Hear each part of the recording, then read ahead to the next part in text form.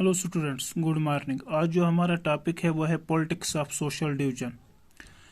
ये जो टॉपिक है एक दो वर्ड से बना हुआ है, एक तो है politics and second one is social division. यानी हम इस टॉपिक में देखेंगे कि जो पॉलिटिक्स या सोशल डिवीजन है वो एक दूसरे पर किस तरह असरअंदाज होते हैं। अगर हम डेमोक्रेसी की बात करते हैं, डेमोक्रेसी में जो होता है वहाँ पॉलिटिकल पार्टीज के दरमियान कंपटीशन होता है, और इस कंपटीशन पर फिर जब उनके दरमियान कंपटीशन होता है किसी पर्टिकुलर कम्युनिटी के लिए, फिर वो रूल्स रेगुलेशंस भी बनाते हैं। और कभी कभार इनके दरमियान जो कंपटीशन होता है उससे हमारी सोसाइटी डिवाइड भी होती है। और इतने ही नहीं कि हमारी सोसाइटी डिवाइड होती है, बल्कि जब इनके दरमियान ये कंपटीशन बढ़ जाता है तो उससे कन्फ्लिक्ट भी होती है, वायलेंस भी होती है हमारी सोसाइटी में। एंड इवन ये भी देखा गया है कि जब पॉलिटिकल पार्टीज सोशल डिवीजन को इंटर करते हैं विद इन द पॉलिटिक्स, इससे क्या होता है, एक मतलब डिसइंटीग्रेट भी होता है।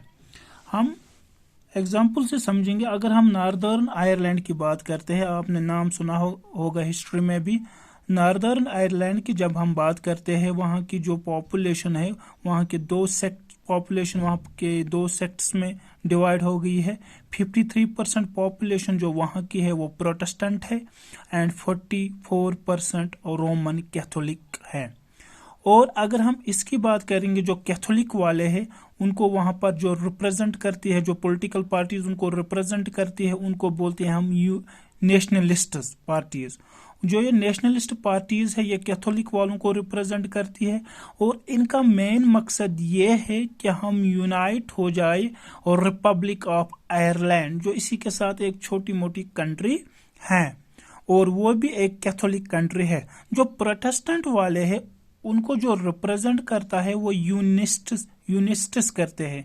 ये भी एक पॉलिटिकल पार्टीज है जिनका मेन मकसद ये है कि हम यूके यूनाइटेड किंगडम के साथ मिले, उन्हीं के साथ रहे।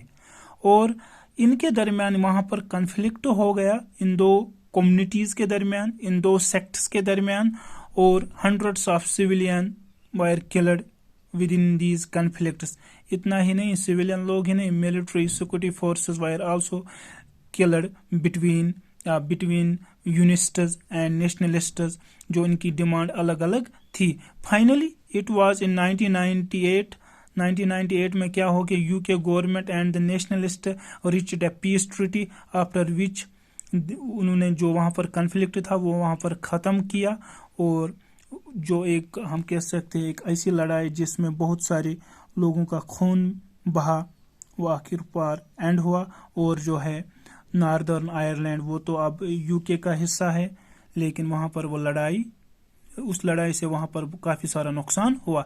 इसी तरह अगर हम यूगोस्लाविया की बात करते हैं, वहां पर भी हमने देखा कि 1990s में क्या हुआ कि वहां पर डिफरेंट सेक्टर्स ऑफ लोग थे, डिफरेंट इथनिसिटी वहां पर थी, और वहां पर भी वो फितना फसाद स्टार्ट हुआ, कन्फ्लिक्ट हुआ, लड़ाइयाँ उनके दरमियान हुई, और इतनी लड़ाइयाँ बन गई कि उसके 6 टुकड़े हो गए।